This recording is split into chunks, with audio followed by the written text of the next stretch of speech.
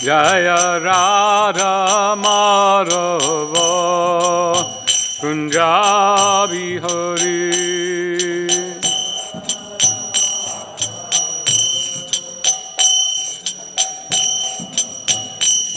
Gopi Jana Vallabha Giridhari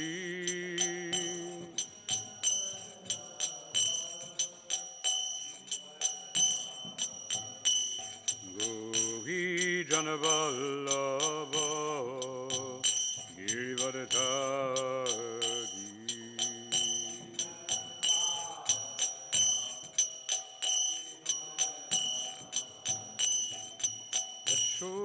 Yashodanandana Vraja Jana Ranjana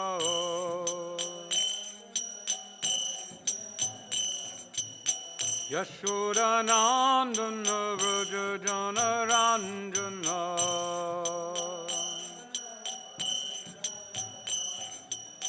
Yamuna Tira Vanachari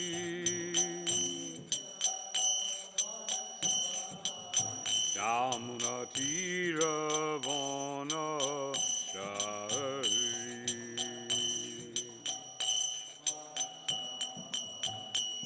Jaya Radha Madhava Kunja Vihari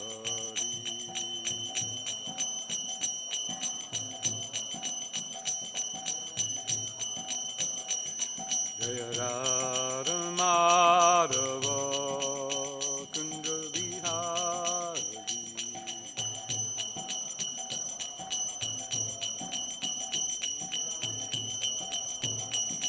Jaya Radha Madhava Kunja Vihari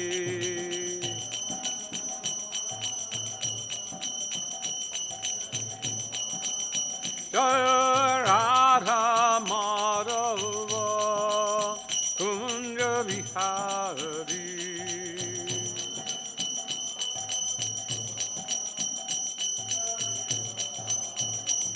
Jaya Radha Madhava Kunja Vihari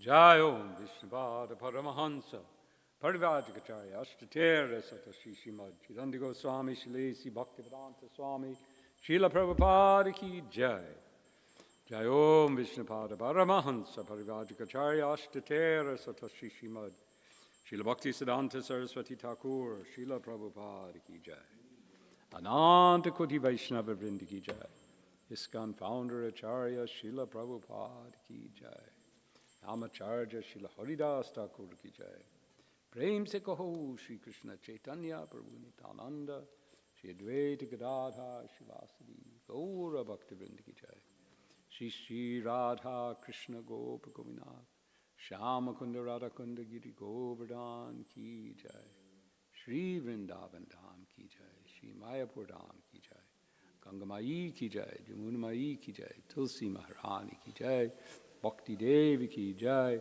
Srila Prabhupada Ki Jai Samaveta Bhakta Vrinda Ki Jai. All glories to the assembled devotees. All glories to the assembled devotees. All glories to the assembled devotees. All glories to Shri Guru and Shri Gauranga. All glories to Srila Prabhupada.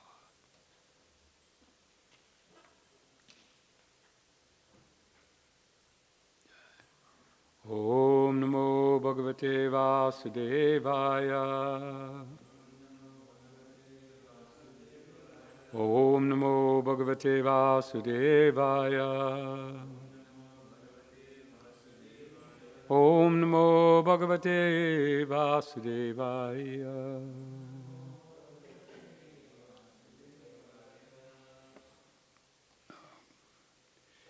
See if this comes back.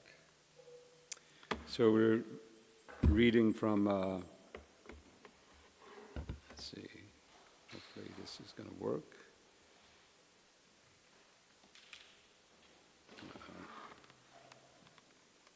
There we go, okay.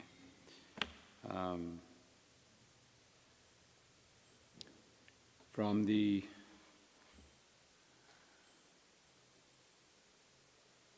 my computer is a little funky. Okay. So we're reading from the 4th canto, the 9th chapter, and we're going to start with verse 64, and then we're also asked to do verse 65. So why don't we I'll do 64, just chant it, and then we'll do 65 together, since 65 is the one that we're going to speak on. So, verse 64. Vapyo Vaidurya Sopana Padmotpala Kamudvati Hangsa Karandava Kulair Justas Chakravha Sarasai. Translation and purport by His Divine Grace, A.C. Bhaktivedanta Swami, Srila Prabhupada. There were emerald staircases which led to lakes full of variously colored lotus flowers and lilies, and swans, karandavas, chakravakas, cranes, and similar other valuable birds were visible in those lakes. Purport. It appears that not only was the palace surrounded by compounds and gardens with varieties of trees, but there were small man-made lakes also, where the water was full of many-colored lotus flowers and lilies. And to get down to the lakes, there were staircases made of valuable jewels, such as emeralds. By the beautifully positioned garden houses, there were many luxuriant birds, such as swans, chakravakas, karandavas, and cranes. These birds generally do not live in filthy places like crows do. The atmosphere of the city was very healthy and beautiful. It can simply be imagined from its description. Just before we go on to the next verse, just from the synonyms, we learn that karandava are ducks, and chakrava or chakravakas are geese. So there were swans and ducks and geese and cranes. All of these birds are compared in this purport to be fond of clean places and not like the crows, which are fond of the dirty places where there's plenty of garbage to pick through.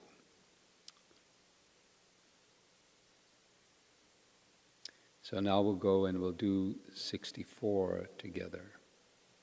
65, sorry. So you have that on the board? Uttanapado Rajarshi Prabhavam Tanayasyatam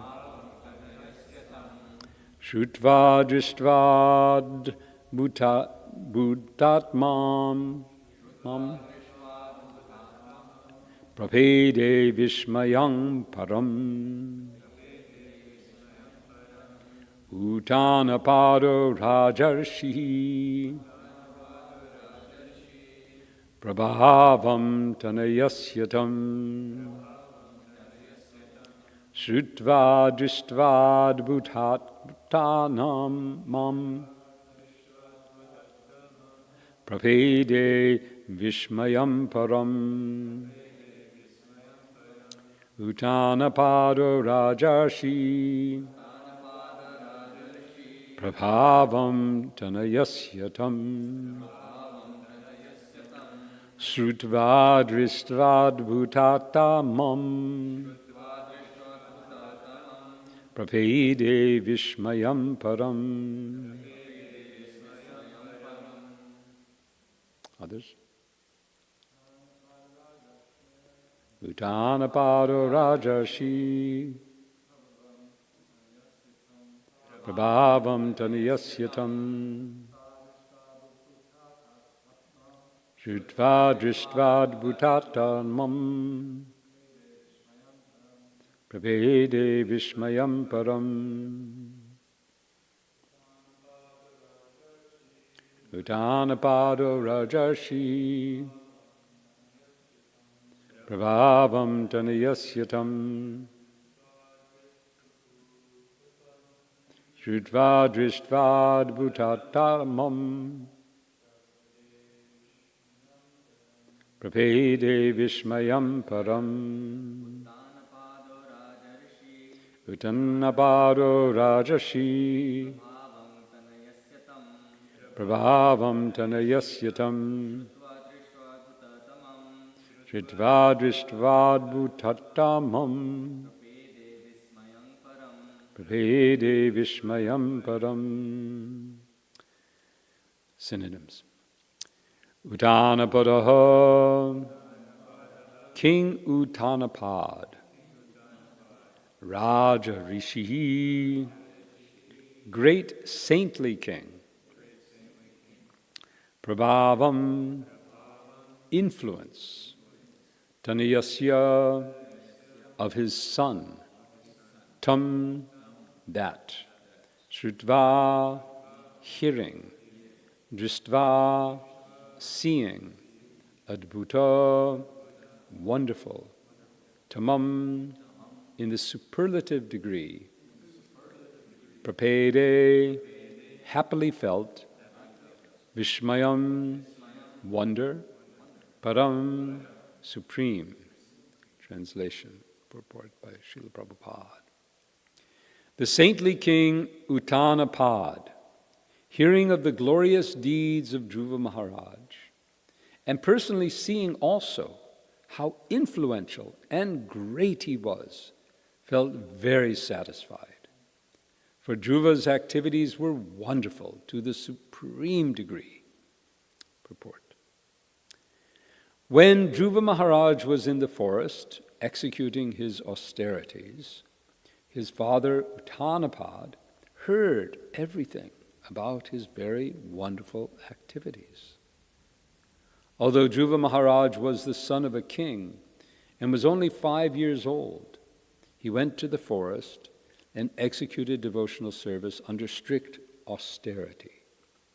Therefore his acts were all wonderful.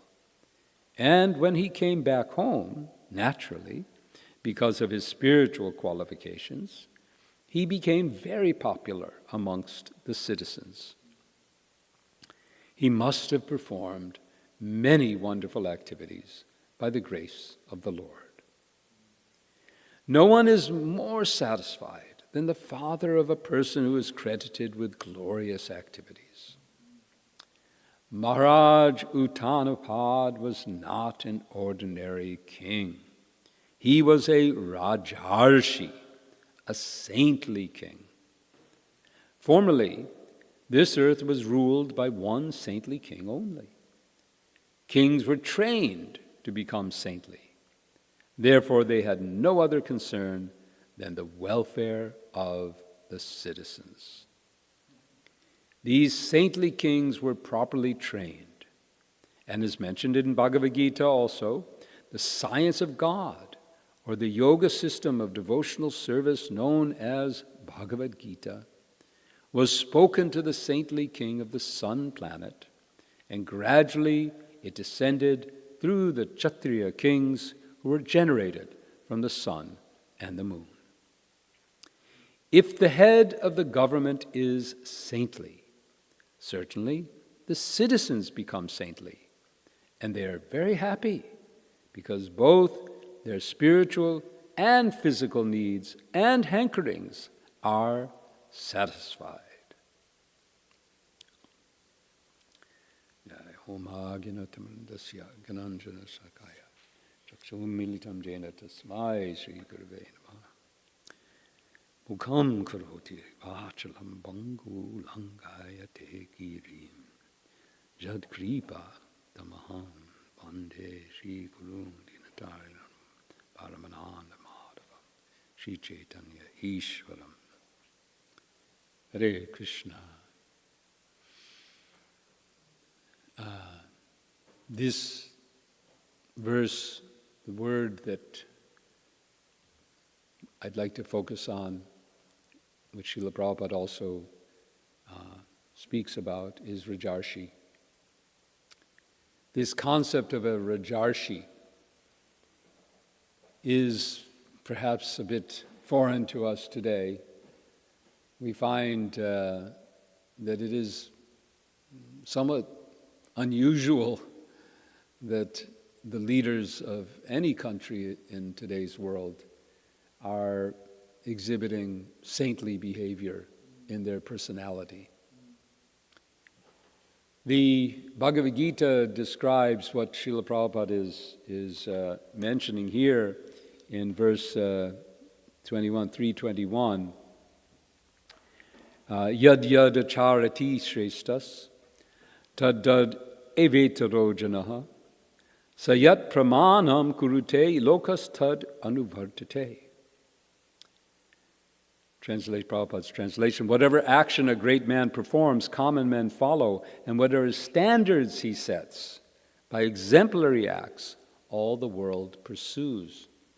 So this leading by example, actually this is spoken of in the corporate world as well, that to be truly effective as a leader, one should lead by example.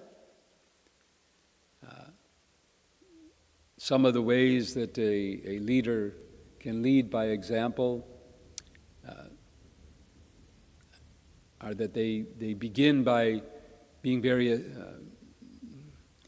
attentive to those that they're leading, very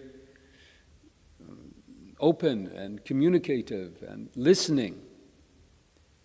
A leader who doesn't listen to those who he leads will expect that his followers will also not listen to those that they are working with. So this idea that by the example that the leader sets, the followers will take up is a principle that is common in all organized society. In other places, Srila Prabhupada describes how this principle of leading by example also applies not only to the heads of state, but it applies to the fathers and mothers in families. It applies to any situation in which there are others who are dependent and working or existing or living under the guidance of an individual. Teachers. So, unfortunately today, very often those with power, they don't set a saintly example, but rather they set a very unsaintly example, and the result is that the people of most countries in the world today are also behaving in a sinful way. There are examples in history, and there may be a few that we can point to. In India particularly, we know of a number of saintly kings. The one that comes to my mind immediately is King Prataparudra. How he ruled in his kingdom and how he himself became a great Vaishnava. and that then extended. It's interesting to note that Sri Chaitanya Mahaprabhu, in his preaching, he did to a large extent focus on the leaders of society. He did, of course, he taught everyone, but we see that when he first began his preaching, when he left Navadvip, in Navadvip he was performing Sankirtan, and then he goes to Puri. And the first person that he tries to bring into the Sankirtan movement is Sarvabhauma Bhattacharya.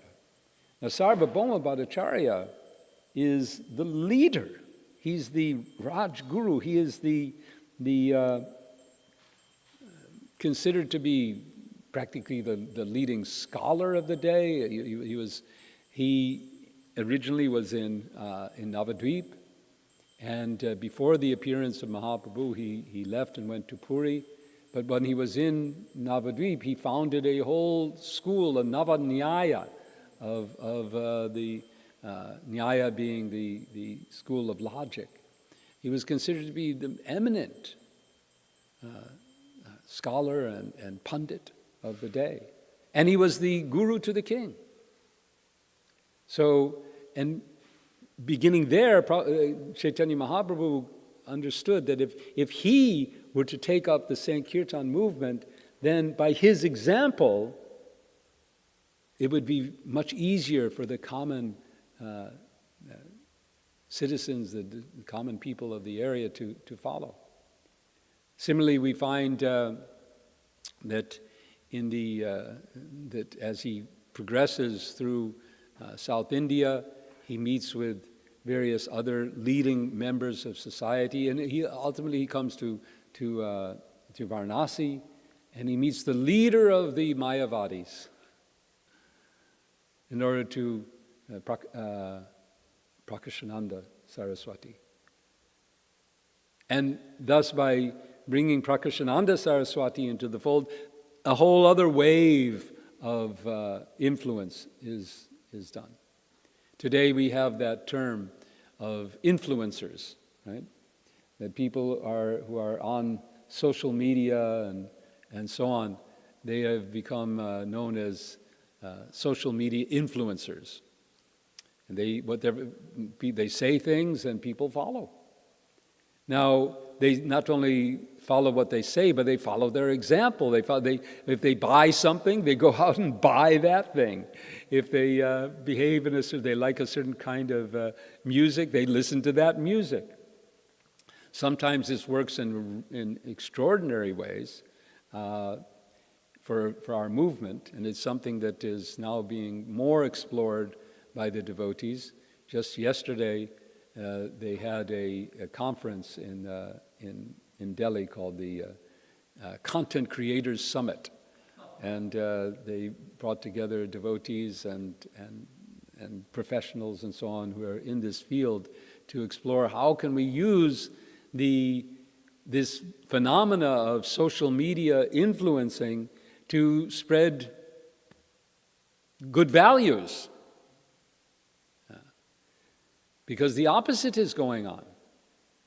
Instead of promoting higher values, then more often those who are popular in social media are promoting lower values.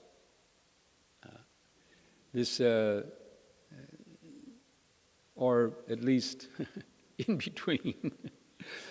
We have an example how such an influencer, big, very, very popular in the U.S., and now I'm even forgetting his name. I don't listen to him, but he's a podcaster. Anyhow. No, he's yes, Joe Rogan, right? So Joe Rogan happened to grow up with Raghunath in the Lower East Side of New York. So one day he calls him up and said, "Hey, come on my show." And they had just maybe a month or so beforehand, they had started the Wisdom of the Sages podcast. And it was, it was there, it was going on, they were doing it. But practically the day after Raghunath appears on the Joe Rogan show, the downloads or how it works on Apple Podcasts, but the number of people downloading went up from 1,000 to 10,000. So these mediums are very, very powerful. We see how it is influencing the world. People are following. So if they can be turned to good, if they can be used, if the value systems can be changed, by which these influential people are influencing others, then we'll see a change in the world. So Prabhupada began ISKCON for this purpose. He begins the purposes of ISKCON. Number one is, what is it? How many? I've tried to memorize this. I suggest we all, now we're moving into the 60th anniversary of ISKCON. And perhaps one of the goals that we can all take up for ourselves personally is to memorize the 7 purposes of ISKCON. I only really know the first one. The others, I know what they are, but I can't repeat them verbatim. But the first one is really the key to all of it. To systematically propagate spiritual knowledge to society at large, and to educate all people in the techniques of spiritual life in order to correct the imbalance of values. The imbalance of values in life, and achieve real peace and unity in the world. So, values are transmitted through leaders in society. Srila Prabhupada was himself such an acharya who promoted and communicated values through his actions. One can say so many things, but one's actual values are demonstrated by how he acts. What we do is a representative of what we value. If we value our own pleasures and position and so on over everything, then it'll come out in the way we act. But if we, somebody doesn't know that I'm giving class. Okay, hold on. But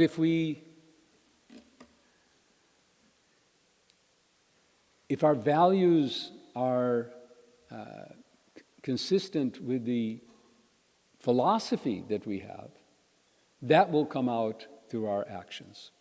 So Srila Prabhupada, he is our acharya because he demonstrates by his example the values that come from the philosophy of Krishna consciousness. Our philosophy tells us that we are eternal servants of Krishna. Jiver Surupoi Nitya Krishna Das. So now, what does that mean? If we are the eternal servants of Krishna, then what's important to us, what's most important, what we value most should be Krishna's pleasure. And if we know that Krishna is pleased when his devotees are served, then service to the devotees should become our value, our treasure. And if we truly value these things, then we're going to act in that way. And if we act in these ways, demonstrating our values, our principles, then those who we interact with, they will learn from our examples. Example is better than precept, they say. So our own lives as members of the Krishna consciousness movement should number one be focused on our own, how we live the teaching, how we live the philosophy of Krishna consciousness. Sometimes people ask, well, I am in householder life, I'm in the world, I have, I have to work, and so on. How do I preach Krishna consciousness? Should I, sometimes people think, well, should I be, talking about Krishna to everyone in my workplace? But then they say, no, and then they get upset with me. But if you live the principles of Krishna consciousness in your workplace, you don't need to say anything. You don't need to, talk about, the Bhagavad Gita every time that somebody brings something up. I mean, sometimes you have an opportunity, you can. But if they see, when they're going out to party, that you say, well, no, that's not my life. They see when there's some problem in the workplace, and you step up to help, especially when somebody else is in trouble. They see compassion in action. They see kindness. They see these values in you. And they get to know, because you're wearing some neck beads, right? You've done you've told them a little bit that, well, I have to, today is Janmashtami, so I'm not going to be here. So they know who you are. They know you're a devotee of Krishna. You shouldn't hide this from the people that you're working with. But you don't have to necessarily, if the opportunity is there, it's wonderful. But you can actually preach even more by your behavior, showing people that as a devotee, the good qualities that they aspire for are coming forward. One who practices bhakti should, if they're practicing properly, should be manifesting all the good qualities of the demigods. Sometimes it's said that, they automatically arise. So does that mean we don't need to do anything in order to manifest these good qualities? I suggest that they will automatically arise if, and only if, we support them with the value that we give to them. If we resist when the opportunity comes to be kind, because we think of ourselves, if we resist the opportunity for compassion, we resist or we ignore honesty and truthfulness, hard work, determination. We're in this chapter about Dhruva Maharaj, and we see that Dhruva Maharaj is extolled from many perspectives for his determination to pursue his goal. And we see this in Srila Prabhupada. Srila Prabhupada's qualities as a devotee come through his exemplary action. We did a series on the 26 qualities of the devotee, using the Memories series of Siddhanta. Siddhanta and I, he went through and we talked about this, and it was a great time. We had a whole year, every Ekadashi. Today's Ekadashi, and we would have, a couple of years ago, this would have been an occasion to release one. We still want to do it again, but this time to focus on the values that Srila Prabhupada had and how he demonstrated those.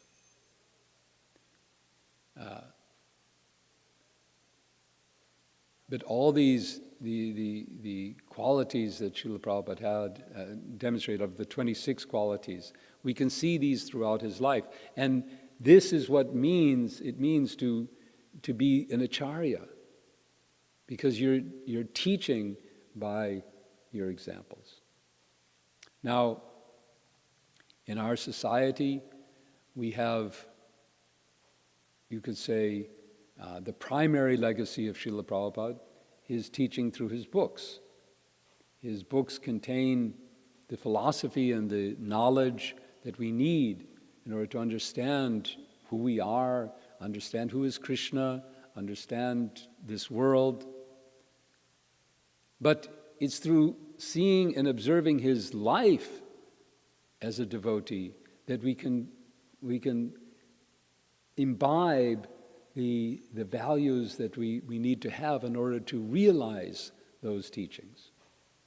So that means it's so important for all of us to be familiar, to have read of his life, to have read the Lilamrita. I've asked this question, I think, in a few classes. How many devotees have read through the Lilamrita? And I found that, not everyone has. Okay, you have. Here I assume everyone has read the Lilamrita. Have you read the Lilamrita? Okay, so you have a goal to do, to fully read the Lilamrita, and not just read other biographies of Srila Prabhupada. Listen to the memories that devotees have given, because through these we find practical examples of what are the true values of a devotee and how they are manifest in action. This is so important for the continuity of our movement, to understand from his example how to act in different situations. Because it may change. Prabhupada, one of the things that Prabhupada demonstrated was his ability to apply the philosophical principles according to time and place and circumstance. If we just go on the basis of philosophy, then we may easily get confused. There's that famous verse from the Mahabharata, which I don't have memorized, maybe somebody does, which ends Mahajana Jena Kata Sapantak. Anyone have it memorized? Anyway, something Guhayam. Anyway, what the verse says is that there are so many statements in Shastras that on the surface appear to contradict each other. And that if one relies purely only on the Shastra, but does not follow the great souls, he can get confused because the confidential meanings will be hidden. Therefore, Mahajana Jena Kata Sapantak. One has to follow the path of the Mahajans. And in our case, that means following the path of Srila Prabhupada. So to do that, we have to know it. We have to understand it. We have to hear about it. We have to explore it. We have to contemplate it, and know that it needs to be internalized, not from the basis of the specifics of, okay, Prabhupada did this in this situation, or Prabhupada did that in another situation. But what were the values that led him to act in that way? What were the core principles that he used, that he applied in order to act in a certain way? Because he might act differently in different situations. There's a very, an example that Shrutakirti relates that I felt was just one example of this. There was a devotee. We know that Srila Prabhupada consistently discouraged divorce. Right? I mean, he consistently said that the marriage is for life. And then this devotee writes to him and asks him for permission to divorce. And Srila Prabhupada, he explains all the various reasons, and to remarry. And Srila Prabhupada writes and says, yes, you have my permission. Now, Shrutikirti later on, during massage, or so, he says, Srila Prabhupada, I don't understand. I mean, you're always speaking against divorce, but you gave permission here. And he said, yes. He said he was going to do it anyways. And if I told him no, then he would have he would have a worse, offense, you could say, by disobeying the orders of his spiritual master. So I said yes, for his benefit.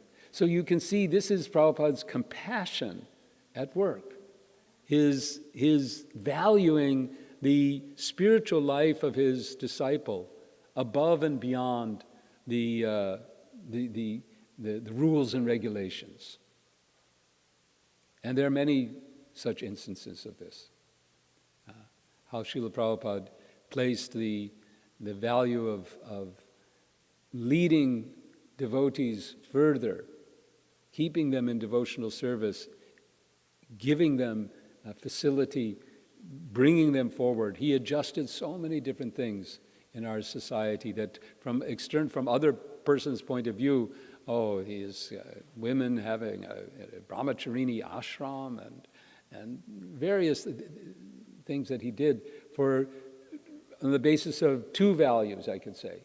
One value was spreading the movement, because that was always top of his, service to his spiritual master, service to the mission of Lord Chaitanya Mahaprabhu was always topmost in his value system.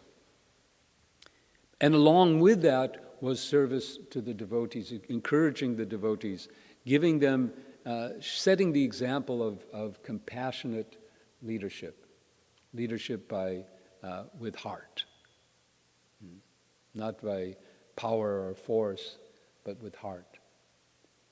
That's how he spread our movement, how he got ISKCON grew, not on the basis of command and control, like an army, but on the basis of inspiration that came from the heart of Srila Prabhupada and touched our hearts. Because we saw that we were valued. He saw the value in us that others didn't see, perhaps. Perhaps we also didn't even really appreciate. But he saw value where externally it looked like a mess. If you consider, none of you, I believe, were alive even, I think Krishna Kripa was alive in the 60s, right? When were you born? I was born in 59. 59? Yeah, so you were alive, but you weren't old enough to experience the world that Prabhupada entered into in 1965. And particularly when he reached the Lower East Side. It was how did Prabhupada describe it? Something extraordinary. But he saw value. He saw through the external, and he saw the hearts of these young people. And he could identify with it as well. He could understand, because he also, as a young man, he was in the time of the independence movement in India. There was revolution in the air. And that was, the 60s was a time when we actually thought we were going to have a revolution. A cultural revolution. We actually believed it. And we were attempting in our very funny ways to achieve that. Of course, it all petered out when in various when the materialistic value because initially there was these wonderful sentiments of love and brotherhood and so on, but the influence of Kali and the influence of the leaders of our time were the social influencers, were the rock stars, right? We can say that the people that influenced us the most were the musicians. Maybe there were a few others that, Timothy Leary and so on, that had some influence, but the musicians were especially influential. And it's said that when, this is old history, but when first there was Woodstock, right? And that was all peace and love, and everyone was, this is it. The music and everything was all, it was quite an experience. Then came Altamont in California. The Rolling Stones held a concert in Altamont, California. They hired the Hells Angels for security, and I don't know how many, one or two people actually died because it all, the influence, I mean, it was the Rolling Stones themselves, their behavior. I mean, I don't want to get into it, it was not exactly exemplary. So you see that the influence, these musicians who were, they themselves were getting more and more drawn in. Many of them had started off with, peace, this, that, but they got drawn into drugs and to intoxication and everything, all the stuff that you can think of. They became the exemplars of that way of life, and that started to come down, and the whole thing was gone. The whole thing just, and from idealistic hippies, they started to think, well, how am I going to, the hippies became yuppies, and they started going into the stock market and just trying to enjoy. And that was the end of it, except for those who joined the Hare Krishna movement. And there are a few others. There are a few others that tried to maintain the idealistic ways. Because the leaders' influence. So we are so fortunate because we have Srila Prabhupada. And he exemplifies not only saintliness, but he also was a leader. He's led our society, and his leadership can continue. We can continue to follow the leadership of Srila Prabhupada by maintaining his values, following his examples, and trying to apply them today. Which means that sometimes we do have to consider, because that was one of his values. One of his values, he speaks about, I think we heard it just a few days ago, about how he said that the Acharya is known because they understand how to innovate in maintaining the values, but in innovating in the approach, how to spread Krishna consciousness, how to spread, to achieve Krishna's mission in this world. So we're in a new world. The world that's coming today is, and I'm going to end here. It's a bit, it's scary from many perspectives. We have, anyway, the world is changing, rapidly changing. On the one side, we have the world order, the economic world order is getting tossed around. I just, was listening to one commentator. Somebody sent me a little clip, an economist who was saying, sorry folks, but the age of American empire dominance in the economy, it's over. It's gone. China, India, they're all, and it's accelerating now. So the world order is changing, things are changing, and now we have artificial intelligence software entering every sphere of everything. Everywhere you'll find. And one other commentator, he described this, he talked, it's like vapor. It's just going to seep into everything. It'll be in your it's already coming into your watch. It's going to come into your toothbrush. It'll be everywhere. And it's a bit scary because it starts to do things on its own. And I won't go deeply into that. But we have to imbibe Srila Prabhupada's value of learning from this situation, judging the situation, applying the principles, but adjusting the details in order to achieve the goal, to bring people closer to Krishna, to systematically propagate spiritual knowledge to society at large, to educate all people in the techniques of spiritual life in order to correct the imbalance of values in life and to achieve real unity and peace in the world. This is first mission of our society, and we can do that by keeping ourselves firmly in the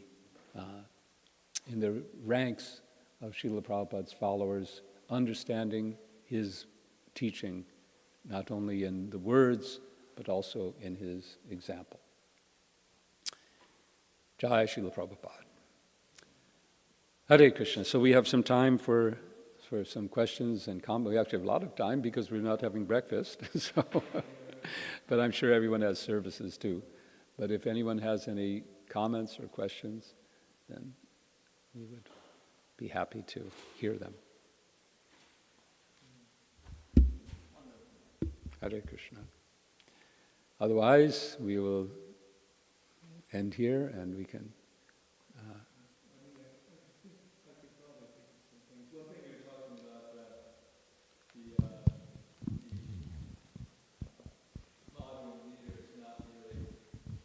manifesting saintly qualities. Yes. I was just, we have one particular leader here in the United States. I wasn't going to name any names. I wasn't going to... Me neither. But I was just meditating on the qualities, the 16.4, the demonic qualities: pride, arrogance, conceit, anger, harshness, and ignorance. These qualities belong to the demonic nature. Yes. So we see these things like prominent, and we see that the person who, in the Mahabharata war, the person who exemplified all of them was Duryodhana, and we see what happened to him. And we see what happened to the person who had the divine qualities, Yudhisthira. Yeah. And we can conclude that it's better to follow the path of Yudhisthira. Well, we can hope. I mean,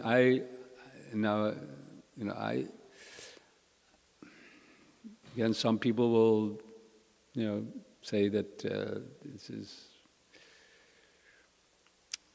not right, but I do see some hope that, at least in India, I see some hope that perhaps we'll see some Rajarshis emerge. I think, if anywhere, that's where we can see it the most potential. And especially now that, we don't need to talk about the current government so much, but they are promoting what you call indigenous or knowledge systems, the Indian knowledge, not indigenous, Indian knowledge systems, which we do have one example in the history of India, prominent example that went from demoniac values to saintly values. Now, some may argue that we did it for political reasons. That's Ashoka. Ashoka, he saw the carnage of the Kalinga War in India, and he had heard somehow, I don't know the details of how he heard about the Buddha's teaching, and he shifted everything. He shifted the whole focus from conquest through violence to conquest through moral principles. And he was successful in creating, at least in our, of course, we have the Puranic histories of the reigns of here, King Uttanapa, of course, Ram Raj. We have, but one may argue, well, that's all fable. But in more recent time, we have Ashoka, who applied this idea of leading by value, by moral principles, and demonstrating it in his own life. And yes, he did many of the things that are described here in terms of providing for the spiritual and material welfare of the kingdom. Of course, he did so on the basis of his system, which was all value focused. It was every right living, right behavior. Everything was focused on that. And it's our perspective that's Krishna was trying to swing the pendulum in the other direction. It was going further and further into violence over violence, what to speak of, the violence to the animals, violence to the people, and to swing that towards towards principles of right living. The Buddha just, kind of doesn't even talk about. We were talking about this the other day, and there's so-called the 4 questions that the Buddha wouldn't answer. And he said, and those questions were basically all the real core philosophical questions, like, is there a soul? Is the world, all these core philosophical questions that the Vedas enter into. And he just said, you're asking these questions, but you're just like a man who's been shot with a poison arrow. And if you come and before to someone and he's getting ready to take out the arrow which is poisoning you, and you say, but before you do, I need to know where this came from. I need to know, was it a Kshatriya or was it a Sudra that shot it? I need to know, where was this arrow made from? I need to know. And meanwhile, you're asking all these questions and you're dying. He said, just leave it aside. Just focus on right living, right? So the Buddha, that was his strategy in order to rectify the misuse of Vedic teaching to support a value system that was totally materialistic. Totally materialistic. The Vedas give you animal sacrifices. The Vedas give you, rules of warfare. They give you all these things. But when you apply them without the values of Krishna consciousness, then instead of, I don't know if there's a term Rajasura, but instead of becoming Raja Rishis, you're Rajasuras. So he had to rectify that. And to do so, he put aside all the Vedic philosophy and everything and just focused on values. Right living. Hare Krishna.